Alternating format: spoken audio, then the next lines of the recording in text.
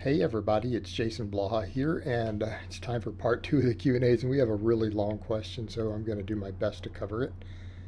For the first question, what level of priority would static exercises have in a sport-specific setting? I compete in arm wrestling. I noticed the world champions do upwards of half of their exercises with the range of motion typically seen in the sport or static, if that makes sense. An example would be a dumbbell curl on a preacher bench, only extending the arm halfway down, or a weighted chin-up, either in the form of a hold or without fully extending to the bottom. Would static holds or partial range of motion exercises theoretically have a place in training, even if they aren't necessarily holding as much potential for hypertrophy per amount of volume if done full range of motion? Hopefully that makes sense. Thanks for all the great content. Uh, Partials have a place for sport-specific training.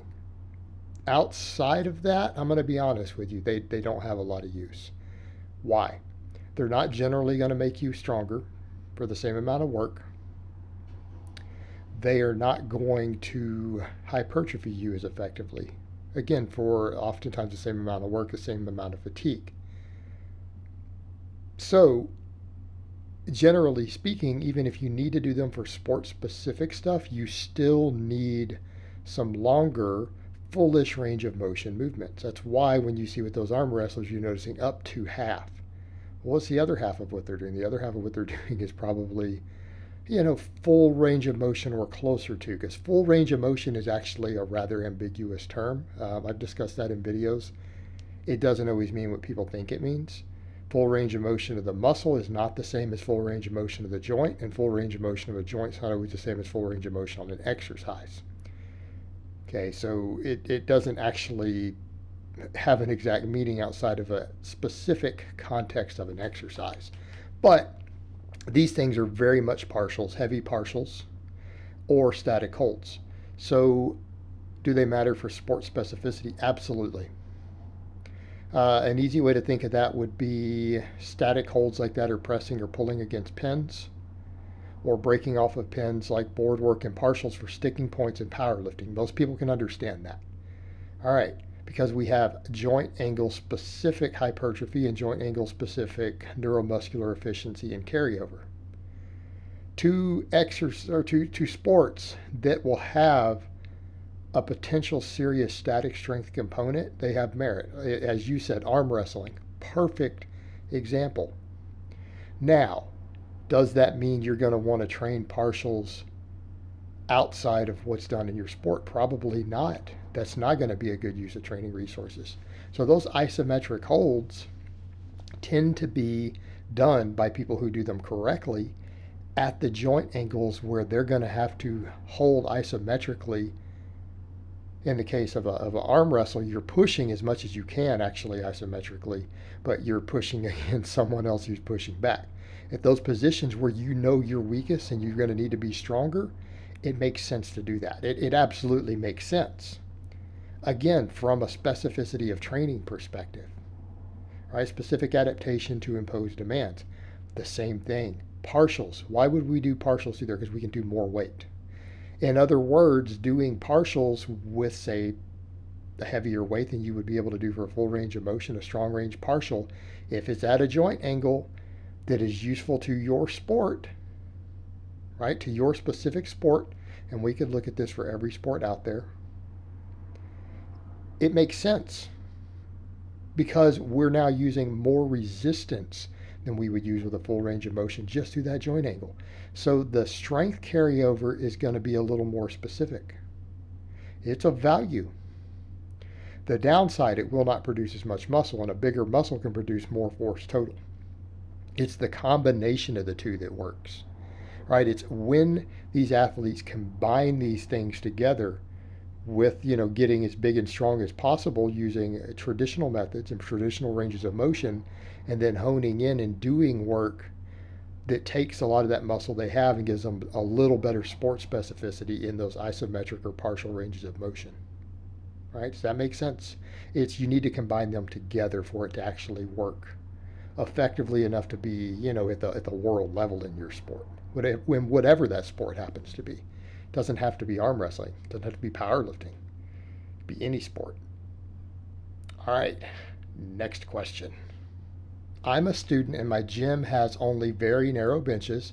Could I get away with only doing CG, I'm assuming he says closed grip floor press, push ups, and maybe some machines? What do you mean get away with it? I mean, no exercise is absolutely required. But you know what? Here's what it's going to come down to. It's going to come down to your specific goals. If you don't care about your bench press at all, and let's say you're just trying to get your chest and front delts and triceps and stuff stronger, sure, you could do a bunch of floor pressing. You could do floor pressing. You could do weighted push-ups. Absolutely. You don't have to bench press. I'm going to recommend that you bench press, but you don't have to do it. But here's the other thing that we need to address. What do you mean really narrow benches? So the benches are narrow. So maybe it's not the most comfortable thing in the world. But bench pressing isn't comfortable. All right, that's the first thing to think about. Bench pressing is not comfortable. And if you're struggling with a really narrow bench, and I get it, if you're an elite bencher and you bench 450 pounds, say 200 kilos, right? 200 kg, depending, because I don't think he's in America.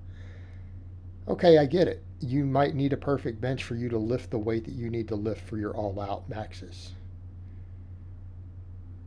But you're still going to be able to do 90, 95% of that on a badly designed bench. And so what if it's too narrow? Doesn't matter.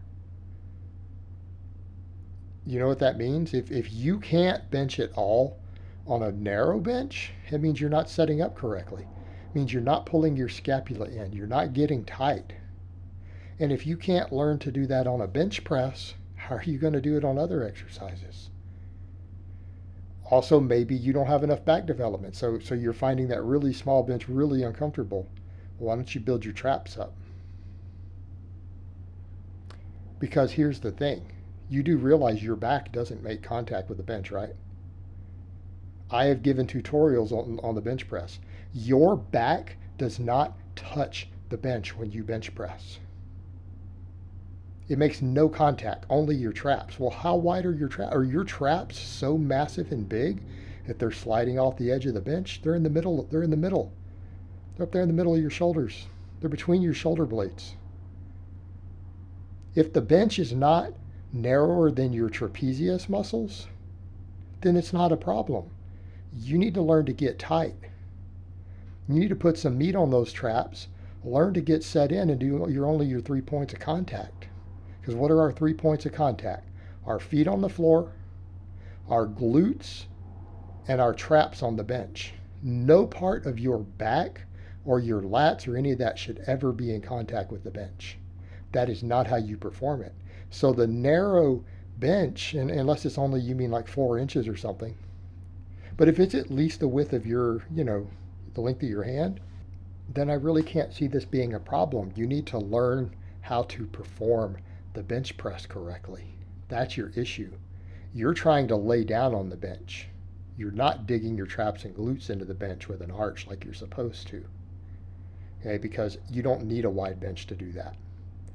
In fact, a really wide bench will get in the way of benching. It's not desirable. All right, guys, but that's really all I have to say on that today. I hope it's been informative, and I will talk to you guys next time.